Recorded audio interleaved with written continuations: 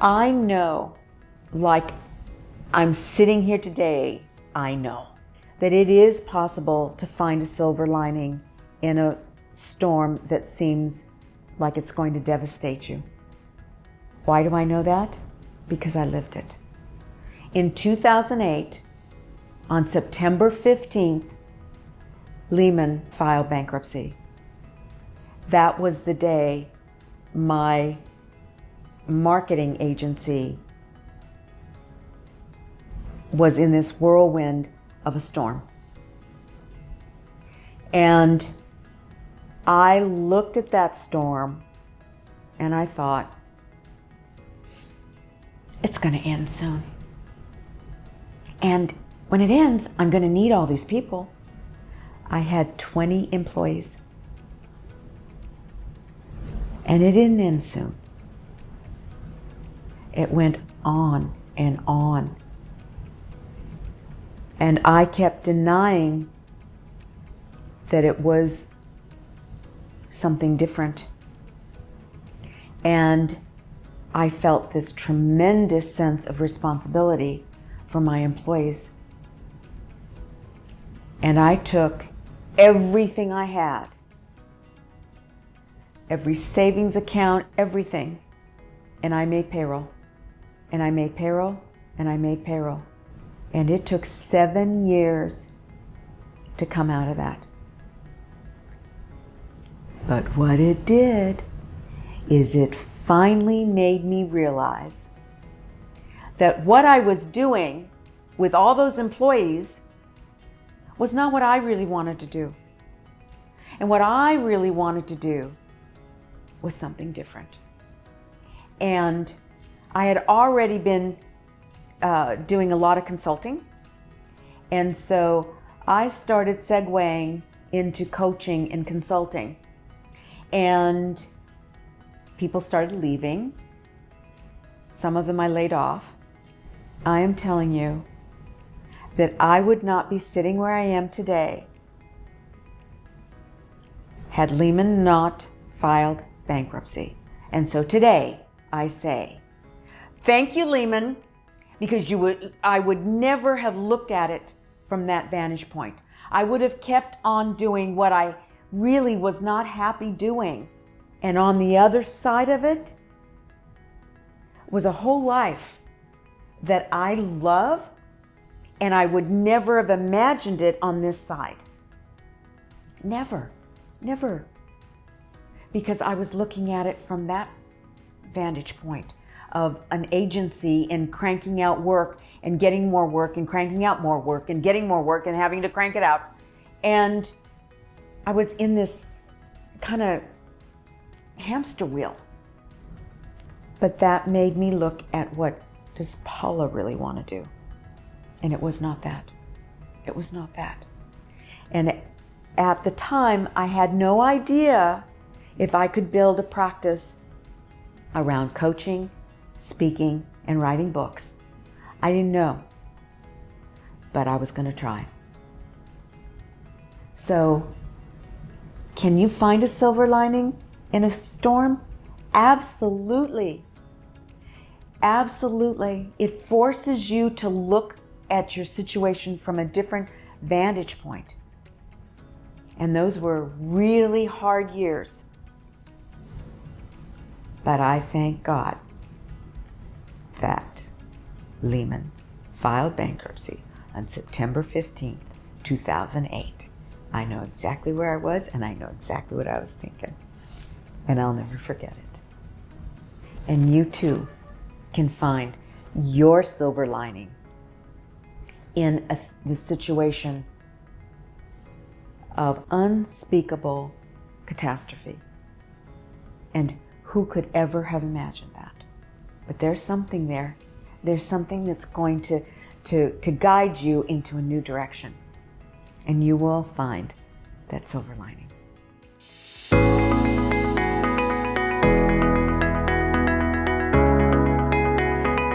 Lehman filing bankruptcy was not the only time I learned a big lesson from a place that you would never have imagined. I went to Porsche driving school at the Homestead racetrack. Just because I love driving fast, and how cool would it be to take Porsche driving school, right? And the instructor talks about how you cannot look at the road directly in front of you. You have to look around the curve.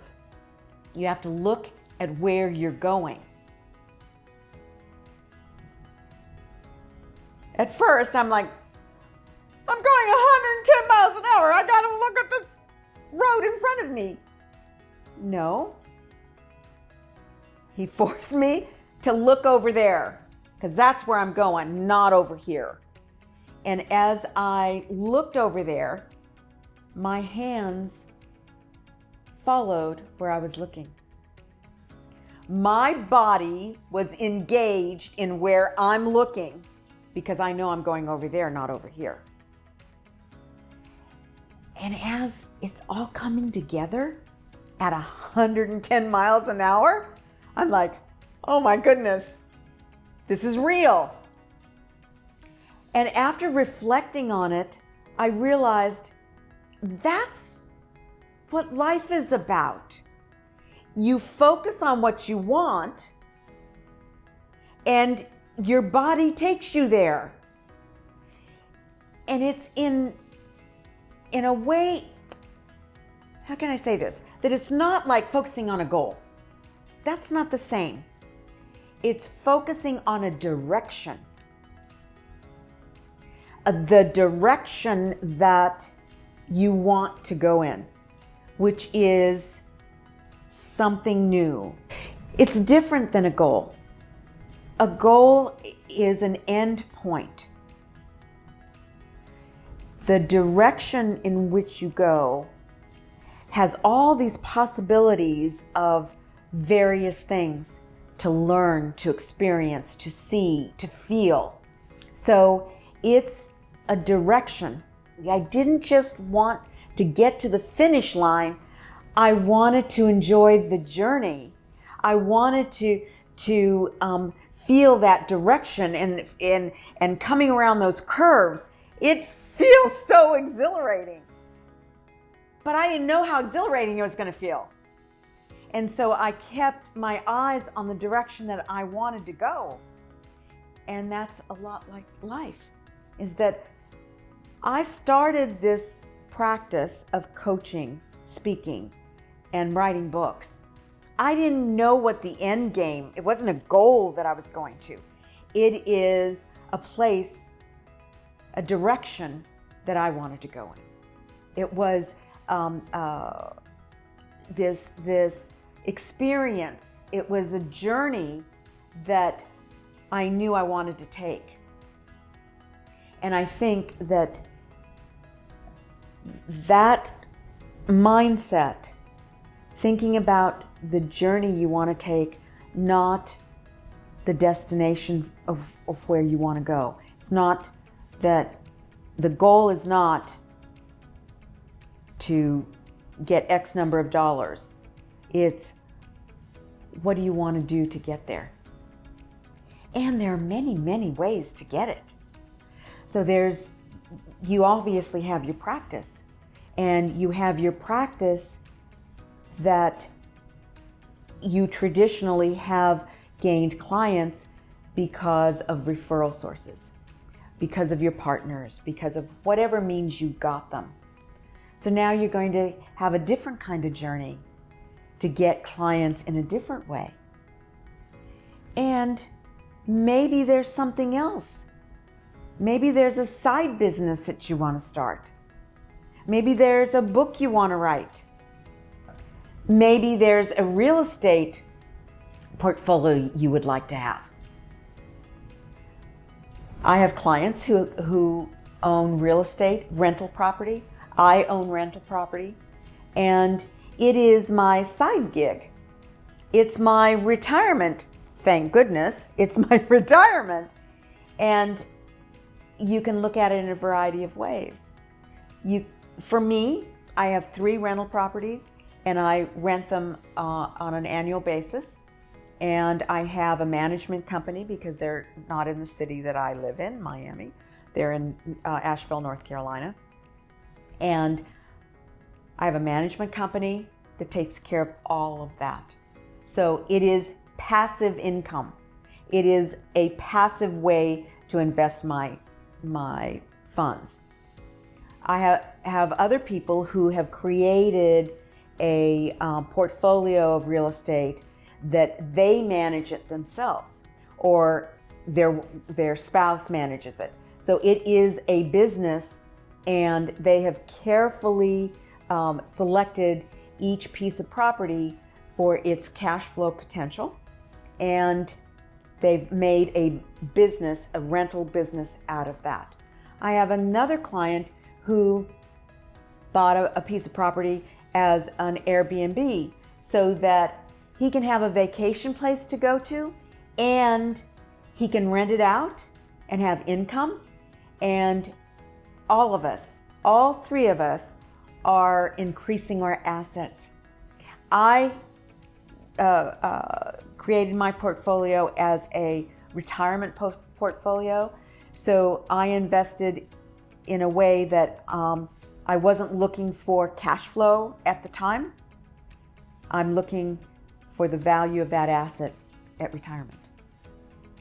The one with 10 properties, he's really looking at it as cash flow immediately. And the one that has the Airbnb, he's looking at it to offset other expenses and to have some cash flow to help pay for the mortgage. So there's 3 different objectives. So what could your objective be? And if it isn't real estate, maybe it's investing in a company. Maybe it is doing a whole variety of things. What's the right combination for you? What do you need to do, and what are your goals? And as I said before, this each one of us had a different objective.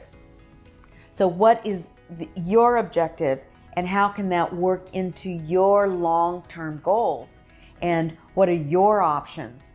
There are lots of different ways to look at it, and it may be the stock market, it may be a whole variety of things, but whatever it is, to work with someone who can really advise you on a direction and how to get to those financial goals.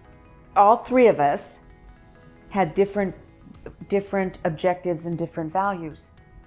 I can tell you that I chose real estate because I like real estate. I can touch it. It's easy for me to understand, and it aligns with my values, with my sensibility.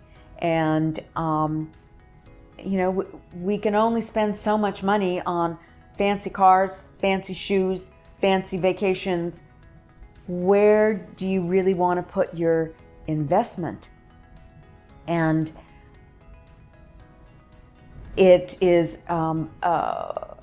important that you talk with someone, a financial advisor or your accountant, that can talk about the various ways that you can marry your financial needs, your values, and put some rigor to the strategy so that you're building as you go.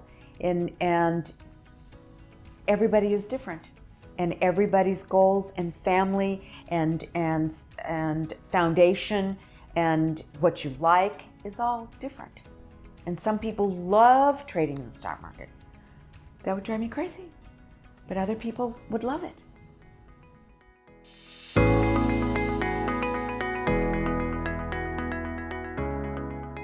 I find it amusing that we call this thing waiting for new normal, right? Because it is an oxymoron. If it was normal, it isn't new, and if it's new, it isn't normal, right? So let's throw that away. Because what we're about to create is something new. And look at it with new eyes from a new perspective and take the things that you know to be true, you know you like, you know work, you've had the experience, and create something new. For instance, people are pushing back at the holidays can't be what they are usually. You know, you can't do that. So I can't have all this family over, or I can't do this, or I can't do that. So create something new, a whole new tradition, something that is totally out of the ordinary of your previous life, and create something new. It's an opportunity to take the things that we love that we can still do, the approach that we like now doing, and combining those things to create something that is better than anything that you would have ever thought before. Just as I did when I was hit in the face with Lehman filing bankruptcy, that my whole world was just upside down.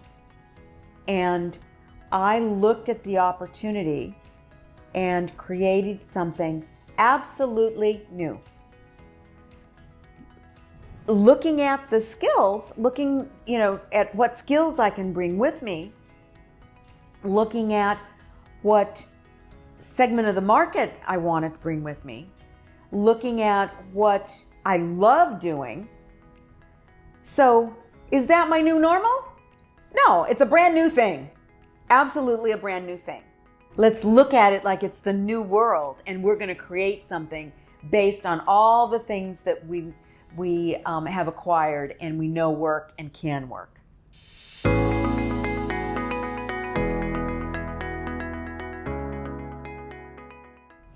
I think that this has been a perfect time for us to redefine what success means to us.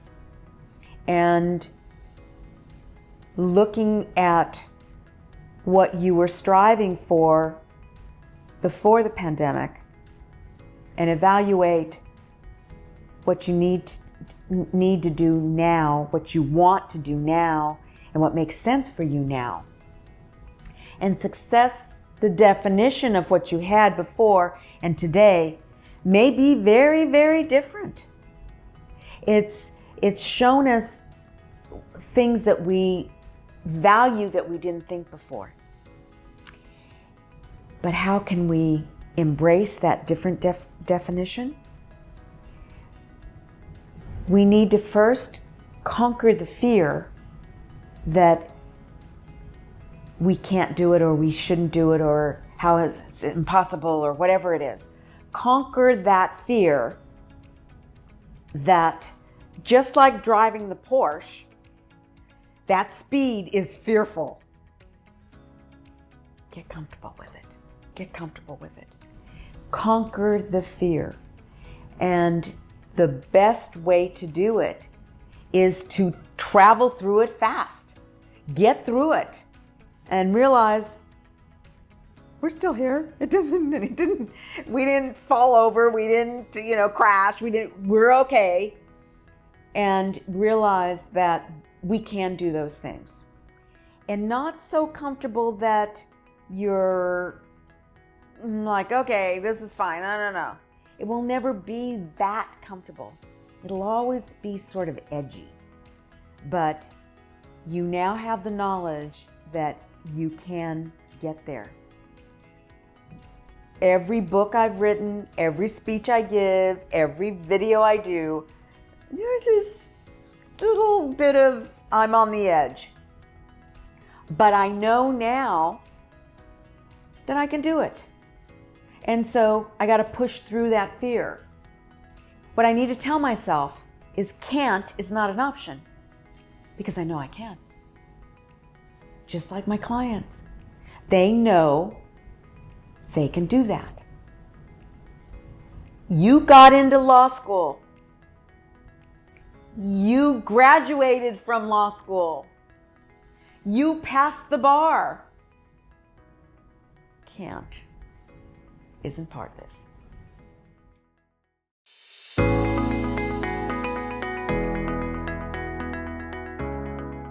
There's always this little discomfort, but it's a little discomfort in a way that prods you to grow, that fills that need to get better and better and better. Because if now you learn, so I know how to do that. Now you go on to something else, some other shiny object. No, a little bit of fear is really good. And it drives you to figure out a way, a way that you can gain a little more comfort zone, to figure out a way you can get a little better at that aspect of something. There's always a way. Always a way. Just like you were taught, there's always an argument. There's always a way to look at it. How can I, not I can't. So it's flipping the conversation to opportunity, to possibility, by saying, how can I do X, Y, and Z? Not I can't. It's flipping the equation. And when you look at that, so many things are possible. So many things are possible. If I didn't look at how can I be a coach and speaker and author, how can I wouldn't have come up with the solutions that I came up with. And it continuing to grow. And also another aspect of that is not requiring yourself to be perfect, because perfect doesn't exist. It's good for today. Tomorrow I'm going to get better, and the next day I'm going to get even better. And recognizing that perfect doesn't exist, so that it gives you this opportunity to grow, to try some things out, and to discard some things that didn't work. Okay, so what? But there's nobody trying to make you perfect, because we're not. We're human beings. None of us is perfect. Nothing we've ever done and nothing we will ever do is going to be perfect.